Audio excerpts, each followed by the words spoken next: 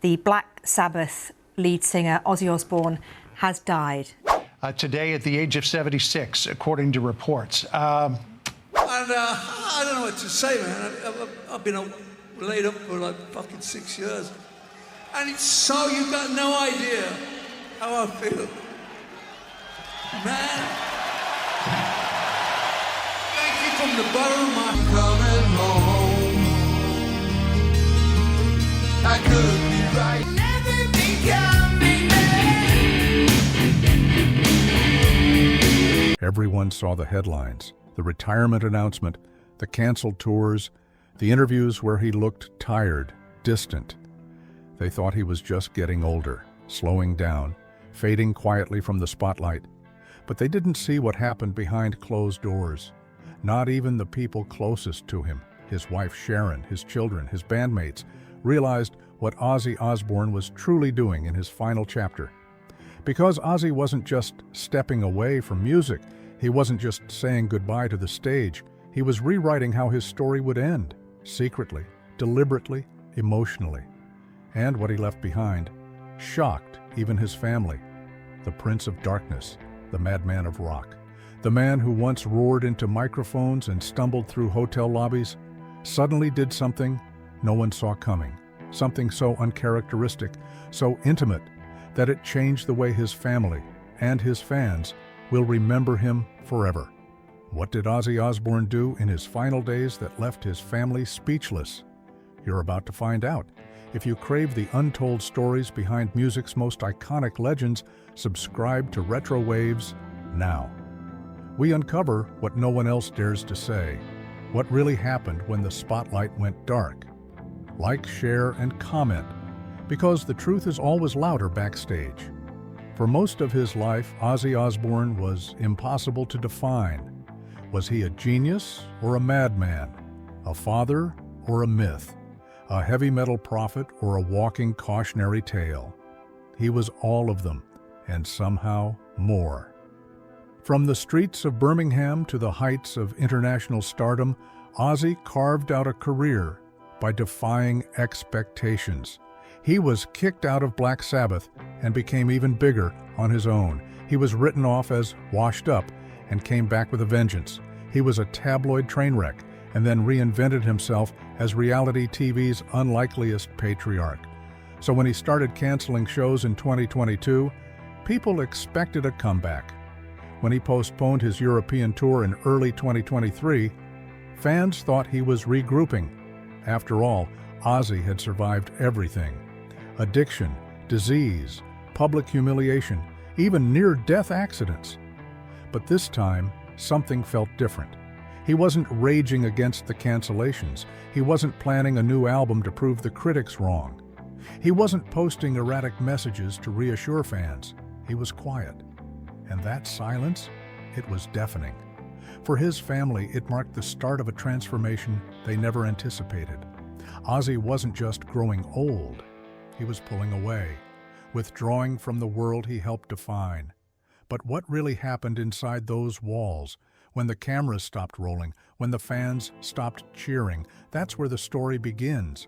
February 1st, 2023. Ozzy posts a message. It's not a rant, not a performance, not even a plea. It's a goodbye. This is probably one of the hardest things I've ever had to share with my loyal fans. As you may all know, 4 years ago this month, I had a major accident that damaged my spine. My singing voice is fine. However, after 3 operations, stem cell treatments, endless physical therapy sessions, and even the most groundbreaking cybernetics treatment, my body is still physically weak. Fans around the world blinked at their screens. Was this it? Was Ozzy, the same man who cheated death, mocked rehab, and electrified arenas for 5 decades, really walking away? The news swept social media like a funeral bell, even though no one said the word. Ozzy wasn't just retiring from the stage, he was preparing for something far more personal. And yet, even then, no one truly understood how deep that preparation ran. Not until he reached for the old box. Weeks after his announcement, Sharon found Ozzy in the hallway closet, surrounded by dust and memory. "What are you doing?" she asked. Ozzy looked up, holding a beat-up cardboard box. "Just want to see some things," he said. Inside the box were photographs, letters, set lists from long-forgotten gigs, a torn backstage pass from 1978, scribbled lyrics never turned into songs. But it was the journal that stopped Sharon cold. It was from 1982. Inside, names, dozens of names, people Ozzy had toured with, lived with, lost. Randy, underlined, circled, Tommy, Lemmy, Ronnie, Sam. He hadn't opened this book in decades, but now he was reading it aloud, whispering old memories as if conjuring ghosts. And then he said it. "I want to remember everyone before I forget myself." What did he mean by that? Sharon didn't ask, because deep down, she already knew. Ozzy wasn't reminiscing, he was making peace.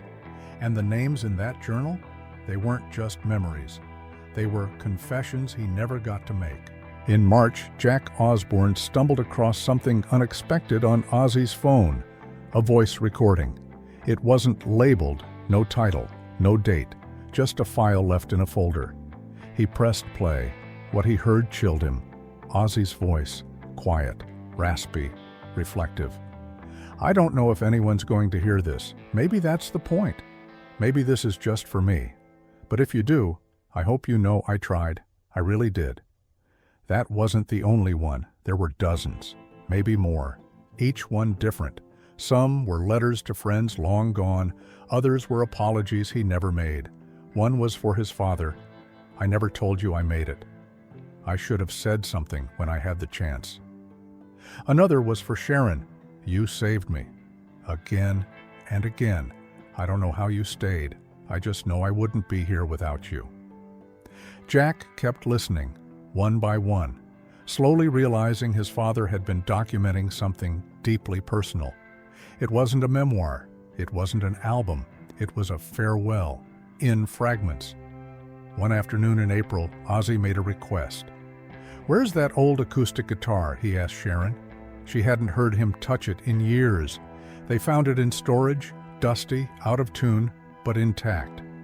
Ozzy spent the next few days restringing it himself, slowly, patiently, like it meant something. Then he locked himself in his music room. For hours the house was silent. Then, sound. But it wasn't what anyone expected. It wasn't Crazy Train. It wasn't Mr. Crowley. It was a melody no one recognized. Software haunting.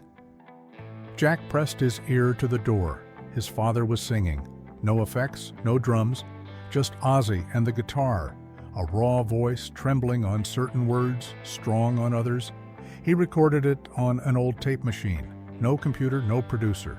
When Jack finally asked what it was, Ozzy only said, "It's not for the charts. It's for the attic." To this day, no one has heard the full track except his family. Some believe it was Ozzy's final song. Some believe it was a goodbye wrapped in melody. But one thing's certain, whatever was on that tape wasn't meant for the world. It was meant for the ones he loved. In May, Sharon made an appearance at a charity event in London. Cameras were everywhere. Smiles were expected. But halfway through her speech, something changed. A question from a reporter hit her like a brick. "How's Ozzy really doing?" Her smile faltered. She paused, looked away. And then the tears came, not loud, not dramatic, just a quiet unraveling. "I see him every day," she whispered, "but I miss him. I miss the noise, the madness. I miss the man who screamed through pain like it was music." The room fell silent. Later, a source close to Sharon said, "She's grieving, but no one's called it that." It was true. Ozzy was still there, but something in him was retreating, shutting down the chaos to make room for stillness. And for Sharon, who had spent 4 decades battling for his life, that quiet was the hardest sound of all. One evening, the entire Osbourne family gathered. No cameras, no fans, no publicity, just Ozzy, Sharon, the kids, and the grandkids. They cooked, laughed, played music. Ozzy sat at the head of the table, quieter than usual, but attentive, watching, smiling. And then, out of nowhere, he stood. "Can I say something?" he asked. Everyone froze. Ozzy took a breath. "I made a mess of a lot of things, but you lot stuck around. That's more than I deserved. Thank you for being the best part of my madness." He raised a glass. "To the ones who stayed." Jack, Kelly, Amy, even Sharon were in tears. Later that night, as dishes clinked and kids played in the hallway, Ozzy disappeared into the living room. He sat with a notebook, scribbling something. When Jack asked what it was, Ozzy looked up and said, "A list of what I got right.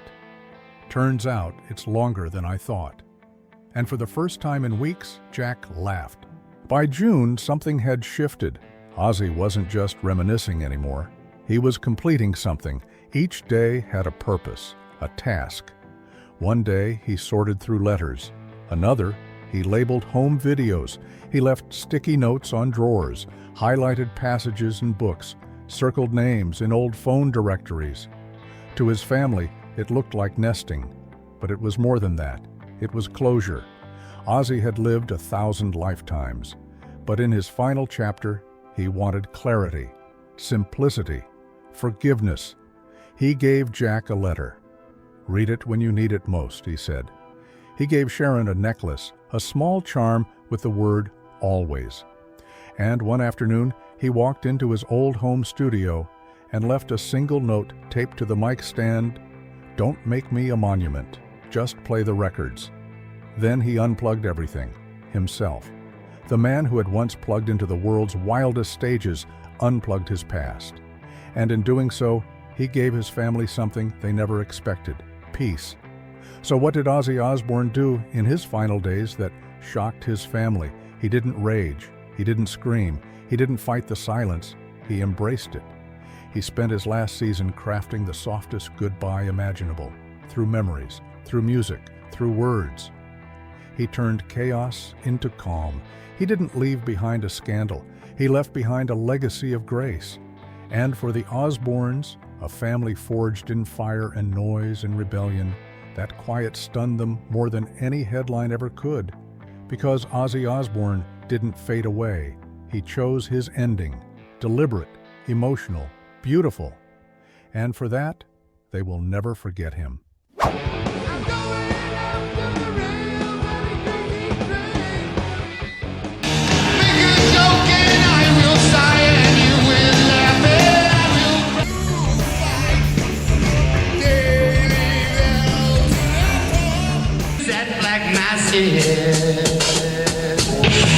The fields of bodies burn, but soon the world tears. No more tears. Unfortunately, we come to our final song ever. I just want to say to you on behalf of the guys in Black Sabbath and myself, that your support over the years has made it all possible for us to live the lifestyle we live. Thank you from the bottom of our heart. I love you, we love you. If this story moved you, share it with someone who's ever felt lost in the noise, because Ozzy Osbourne was proof that even the loudest voices have quiet hearts. Subscribe to RetroWaves for more true stories about the legends who changed music and changed the people around them. And tell us in the comments, what's your favorite Ozzy memory? Because the music lives on, and so does the man behind it.